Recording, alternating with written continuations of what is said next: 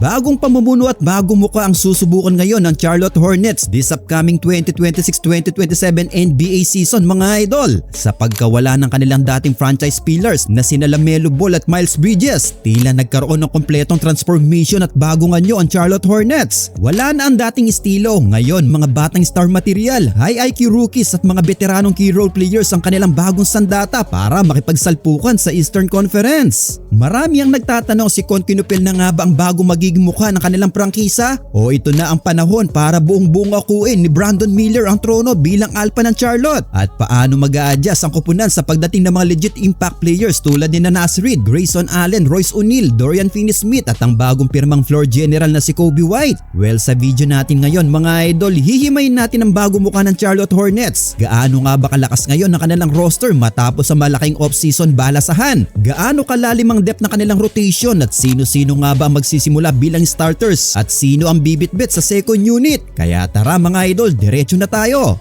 Unahin natin ang pinakamalaking katanungan ng marami, sino nga ba ang mukha ng franchise ngayon? Well, sa pag-trade ng front office kina LaMelo Ball at Miles Bridges, naging malinaw ang mensahe ng Charlotte mga idol. We are building a tougher, more disciplined and more versatile basketball team. At dito papasok ang pangalan ni Brandon Miller. Let's be real mga idol, si Brandon Miller ang official na number 1 guy ng Hornets ngayon. Sa pagkawala ni LaMelo Ball, hawak ni Miller ang susi ng opensa. Kita naman natin ang pag-develop ng kanyang scoring arsenal. From smooth mid-range pull-ups, fearless drives hanggang sa clutch 3-pointers. Ngayong season, siya ang magbibigay ng primary scoring option at go-to guy pagdating sa closing minutes ng laro. Pero bakit nga ba matunog na matunog ang pangalan ni Conkinupil? Well, si Conkinupil ay hindi lang basta ordinaryong sophomore o shooter mga idol. Ang batang ito ay may elite basketball IQ, NBA ready body at laser sharp shooting na perpektong fit sa modern NBA. Kung si Brandon Miller ang magiging primary scorer at 1A ng kupunan, si Conkinupil naman ang napipisil ng marami na maging 1B, ang player na magbibigay ng balance, spacing at playmaking mula sa wing position. Well, hindi malayong maging mukha rin siya ng prangkisa mga idol sa hinaharap. Pero sa ngayon, ang kombinasyong Miller-Kinupil ang pinaka-exciting na wing duo na dapat abangan sa East. Pero syempre kung wala na sila LaMelo Ball, sino ang magmamaneho ng opensa? Dito papasok ang napakagandang move ng Hornets front office ngayong July 2026 mga idol.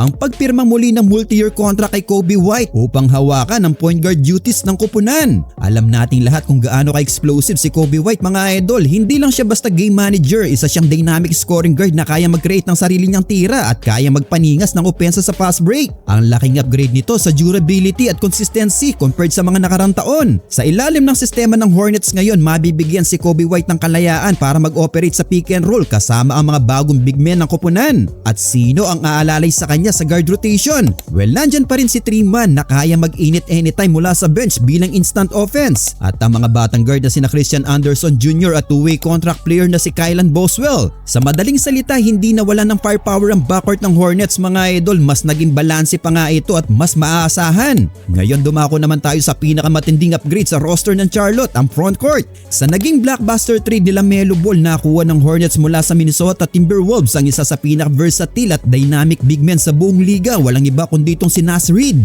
Well mga idol, alam nating lahat na si Naz Reid ay isang legit game changer. Isang big man na may guard-like handles, kayang tumira ng tres at may hustle sa depensa at rebounding. Maari siya maglaro bilang power forward o center depende sa matchup. Ang pagdating ni Naz Reid ay nagbibigay sa Hornets ng isang frontcourt weapon na hindi madaling depensahan ng mga kalaban sa Eastern Conference. Pero hindi lang si Naz Reid ang babantayan sa paint, napakalalim din ng labanan sa center position ngayon. Magagawan sa starter spot sa center position si Hannes Steinbach at ang energetic rim runner na si Musa Diabate. Depende ito sa magiging takbo ng training camp mga idol. Kung kailangan ng kupunan na mas solidong rim protection at hustle, pwedeng magsimula si Diabate habang si Naz Reid ang nasa power forward. Pero kung big ball spacing at skill ang hanap, malaki ang potensyal ni Steinbach. Dagdag pa rito mga idol, nakuha rin nilang 7-footer defensive anchor na si Ryan Kalkbrenner. Plus ang solid two-way contract big na si PJ Hall mula sa pagiging malambot sa paint ng mga nakarang taon. Ngayon mga idol ay may size, haba at tigas na ang Charlotte Hornets. Well, kung may isang bagay na madalas kulang sa mga batang rebuilding teams ngayon, yan ay ang veteran leadership at defense. Pero tignan nyo kung paano inayos ng Hornets ang problema na yan mga idol. Sa trade ni Miles Bridges sa Phoenix Suns, dinala ng Charlotte sina Grayson Allen at Royce O'Neal. At mula naman sa trade sa Houston Rockets, nakuha nila ang maasahang wing defender na si Dorian Finney-Smith. Grabe ang epekto nito sa culture ng koponan mga idol. Grayson Allen, isang elite 3-point shooter sa NBA. Siya ang magbibigay ng matinding floor spacing para kina Brandon Miller at Kobe White. Hindi mo pwedeng iwanan sa perimeter si Grayson mga idol dahil paparusahan kanya ng sunod-sunod na tres.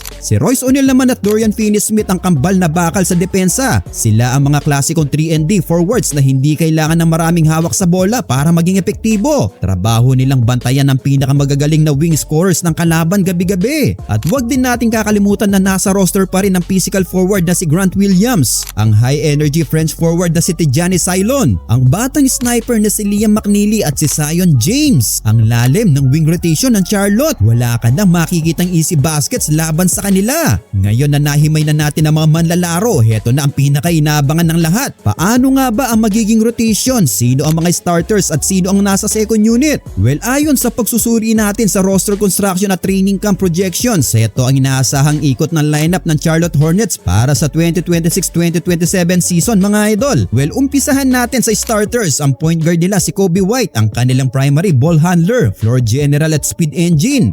Shooting guard nila si Con Kinupel, ang sophomore na ngayon na magbibigay ng elite shooting at high IQ secondary playmaking. Small forward nila si Brandon Miller, ang official na franchise leader at go-to scorer ng koponan. Power forward Nas Reed, ang dynamic big man na magdadala ng inside-outside shooting scoring threat. At sa center position naman pwedeng si Hannes Steenbach o Musa Diabate. Isang positional battle sa training camp si Diabate para sa rim protection at athletic rebounding o si Steenbach para sa skill at size. Heto naman ang kanilang second unit, bench mob at reserves. Well, kung akala nyo malakas lang ang starters, tingnan nyo ang lakas ng kanilang bench rotation mga idol. Sa guard positions, andyan si Treeman bilang 6-man spark plug na kaya mag-drop ng 15 to 20 points sa anumang gabi. Kasama ang veteranong si Grayson Allen para sa elite perimeter shooting, si Pat Connaughton at si Christian Anderson Jr. Sa wing at forward positions naman, dito lalabas ang tunay na bangis at depensa. Papasok sa bench sina Royce O'Neal, Grant Williams at ang athletic prospect na si Tijane Solon. Si Dorian Finney-Smith ay maaari ring gamitin bilang defensive stopper kasama sina Zion James at Liam McNeely. Sa big man center spot, kung sino man ang hindi mag-start kina Steenbach at Diabate ang mangunguna sa bench bigs. Kasama ang shot blocking machine na si Ryan Kalkbrenner at two-way player na si PJ Hall.